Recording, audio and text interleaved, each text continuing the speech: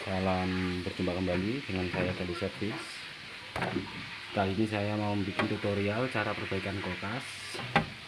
Kebetulan kulkas yang mau saya kerjakan ini tidak mau dingin ya.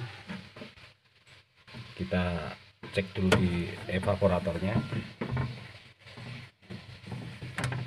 Kalau pengakuan sama si pemiliknya nggak pernah nyongkel es pakai senjata tajam seperti kayak obeng, pisau, garpu dan sebagainya. Memang setelah saya cek di bagian evaporatornya ternyata nggak ada bekas luka sama sekali.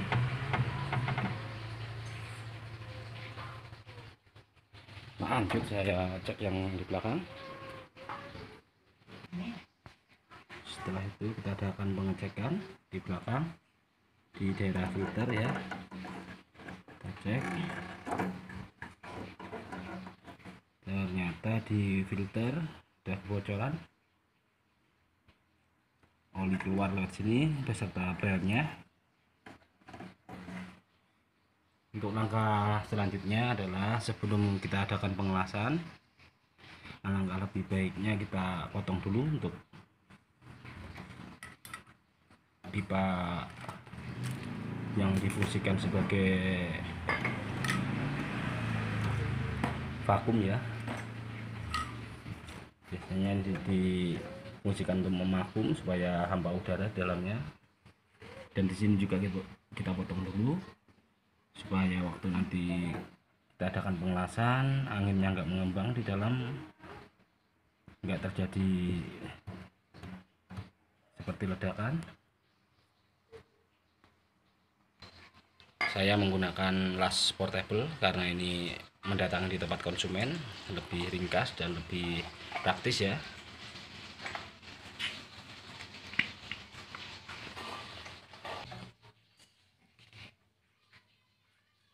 Untuk pipa yang isinya sebagai vakum kita potong dulu.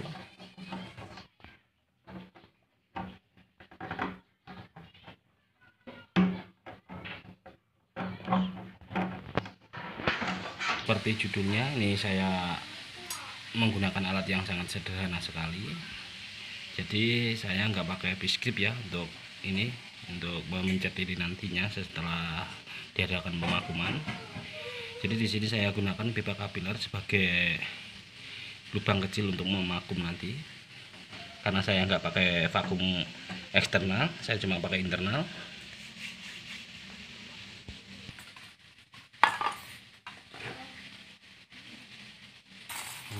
Nah, kita pasang seperti ini, kita adakan pengelasan. Ini dalam pengelasan diusahakan pakai seng supaya apinya nggak merembet kemana-mana, nggak membakar kabel-kabel yang ada di sekitarnya.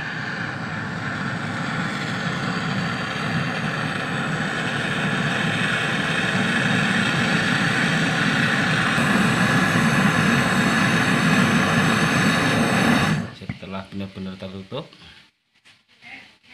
kebetulan tadi dalam filter ini yang bocor di bagian bawah, jadi kita adakan pengelasan lagi di bagian bawah sini di pipa kapiler yang menuju ke evaporator. Ini adalah pipa kapiler yang menuju evaporator.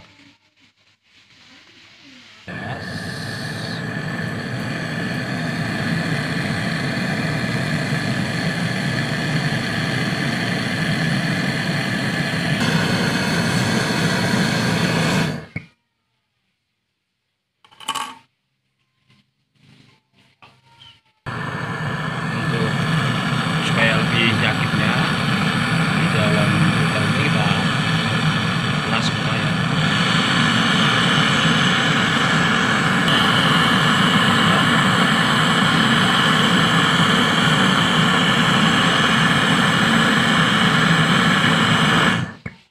Ya, supaya lebih kuat sampai benar-benar tertutup dulu. Kalau sudah, kita berpindah ke pipa isinya ya. Ini adalah pipa untuk pengisian. di sini. Ini kita potong, saya gantikan dengan kapiler dan pentil untuk pengisian seperti ini. Ini adalah pentil yang saya sambung dengan pipa kapiler ya, supaya nanti waktu pengisian nggak terlalu kenceng freon yang masuk, sedikit-sedikit. Akan pemotongan dulu untuk di pipa isi untuk pengisian.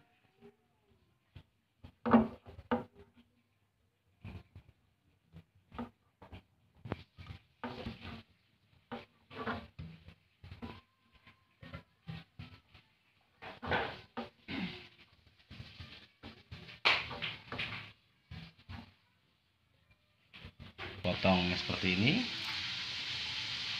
kita masukkan pentil yang disambung dengan pipa kapiler tadi seperti ini. Di situ kita, supaya enak pengelasannya, kita pencet sedikit ya, seperti ini. Habis itu kita las kembali.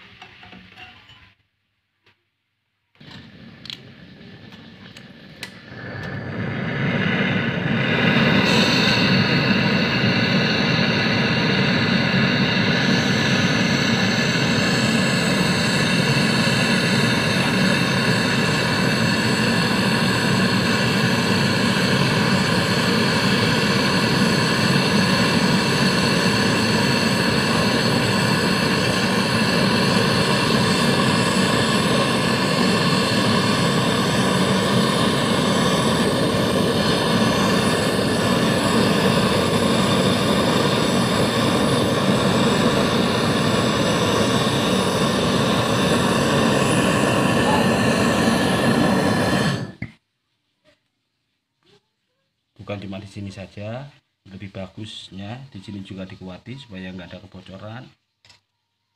Setelah itu kita adakan pemakuman. Kita tancapkan dulu untuk stopnya ya, stop listriknya hingga mesinnya hidup. Di sini terdengar suara desis karena ini fungsinya untuk membuang angin yang ada di dalam tabung supaya hampa udara. Ini kita lihat. Nah, jadi saya langsung untuk korek api saya langsung mati karena ketiup anginnya. Di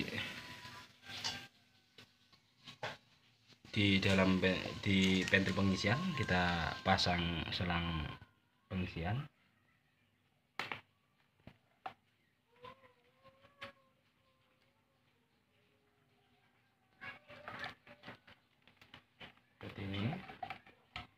Ini adalah manipul yang biru di bagian untuk pengisian.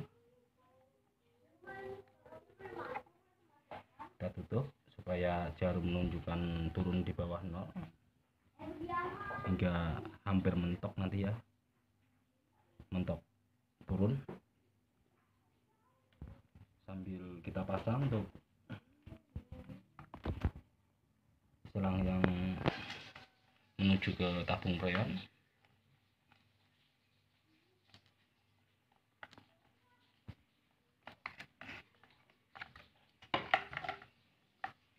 Karena judulnya pengisian kulkas dengan alat yang sangat sederhana, jadi saya memakai freon kecil yang kemasan kecil supaya simple membawanya dan tidak begitu berat.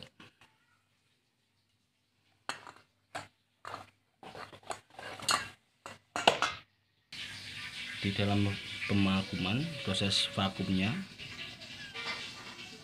ini harus benar-benar habis dan nggak ada udara ya, ini masih ketiup, masih ada udara. Bisa juga dilakukan dengan air sabun ya, diambil buihnya, jadi kelihatan nanti kalau memang masih ada angin yang dikeluarkan dari dalam mesin dan mesin kompresor dengan rak evaporator. Kita tunggu sampai ini benar-benar habis. Beberapa menit kita coba, sudah nggak ada tiupan sama sekali di pipa kapiler untuk proses pemakuman. Jadi habis itu kita buka dulu ya, kita buka di sini. Itu kita buka sebentar untuk freonnya, untuk menghilangkan siapa tahu ada tersisa untuk angin-angin di dalam. Kita tembak dulu pakai freon sebentar saja.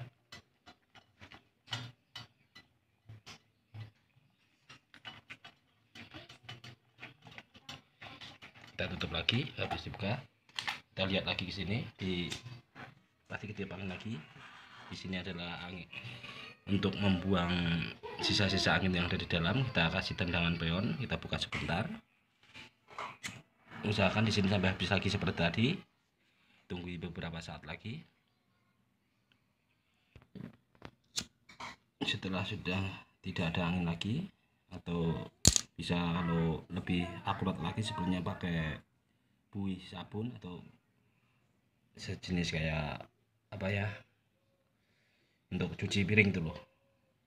Jadi kelihatan kalau memang ada angin masih dia membuih. Cuma di sini saya yakin karena sudah saya tendang pakai freon tadi. Jadi kalau sudah nyata-nyata sudah nggak ada anginnya, kita buntu. Karena ini saya menggunakan alat yang sangat sederhana, jadi saya nggak pakai biskuit. Yang saya gunakan adalah tang. Jadi cukup kita tekan, jangan sampai putus ya.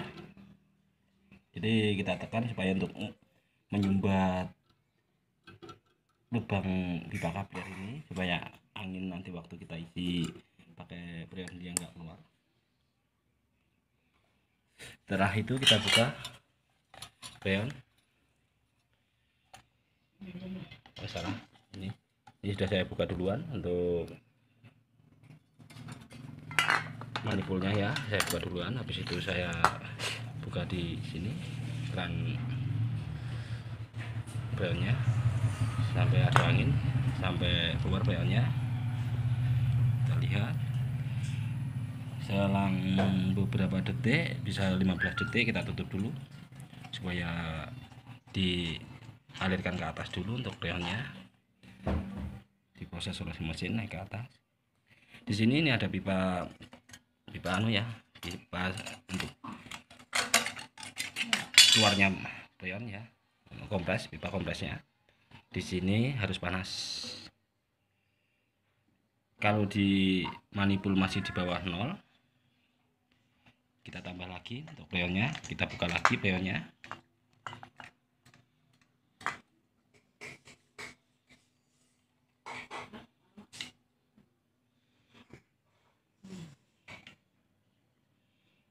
Beberapa saat lagi, nggak apa-apa, sedikit-sedikit yang penting pasti. Kita tutup lagi freonnya. Kita lihat tekanan di manipul berapa.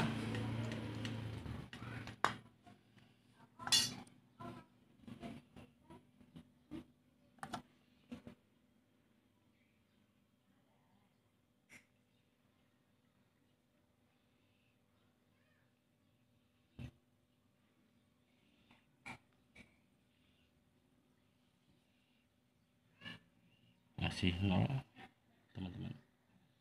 Jadi kita buka lagi.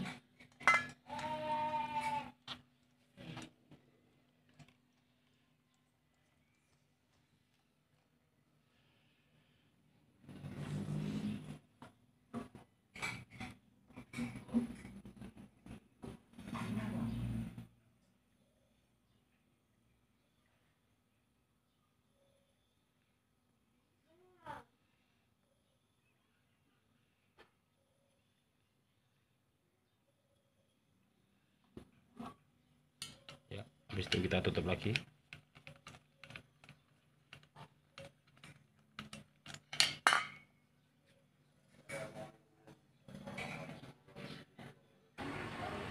Ya, setelah kita tutup, karena saya pakai manipul yang angkanya terlalu jauh ya, dari 0 terus 50, terlalu jauh.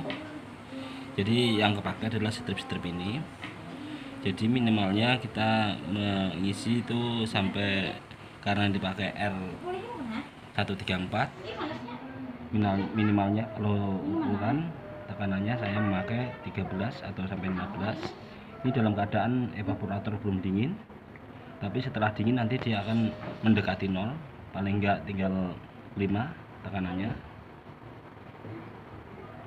ya. Ini tinggal saya adakan pengecekan untuk di evaporator apakah sudah mulai dingin atau belum. Bisa didengarkan di sini sudah ada suara desisan, di atas juga sudah mulai ada salju. Ini adalah salju sudah mulai ada tapi belum merata. Ini adalah bintik-bintik salju ini tapi belum merata karena freon baru mulai naik ke atas. Langkah selanjutnya kalau sudah rata kita bikin es batu, nanti kita tes tapi dengan skala yang tipis ya, karena kalau kita bikin skala yang tebal harus memakan waktu lama untuk penungguan menjadi es batunya ya. Teman-teman, sudah mulai turun di jarum manipulnya ya. Sekarang kita cek untuk evaporatornya apakah sudah penuh salju ya, teman-teman, sudah penuh dengan salju. Bintik-bintiknya udah kelihatan. Sekarang waktunya saya bikin es ya. Ini memang sengaja saya bikin tipis karena kalau saya bikin tebal mungkin saya memerlukan waktu lama untuk menunggu kulkas ini benar-benar sudah bisa untuk bikin es. Jadi sengaja saya bikin tipis, saya taruh sambil kita ngelas-ngelas di belakang yang bekas pipa vakum sama pipa isinya tadi.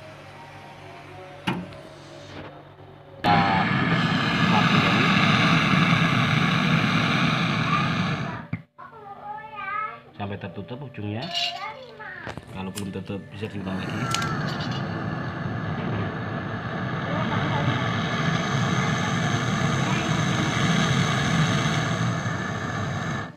Ya, seperti itu sampai tertutup untuk ujung yang bekas potongan cutter pipanya tadi. Nggak boleh ada sedikit bocor karena kalau bocor freon nggak lama lagi akan habis lagi. Di situ selanjutnya kita adakan pengelasan juga di pipa kapiler yang kita pergunakan untuk mengisi. Di sini kita potong.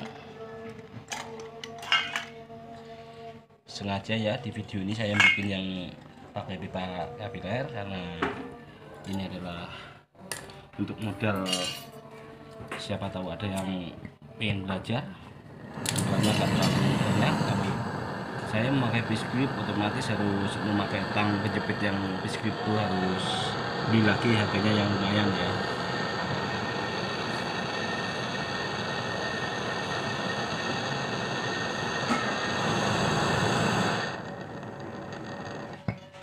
Ya seperti ini sampai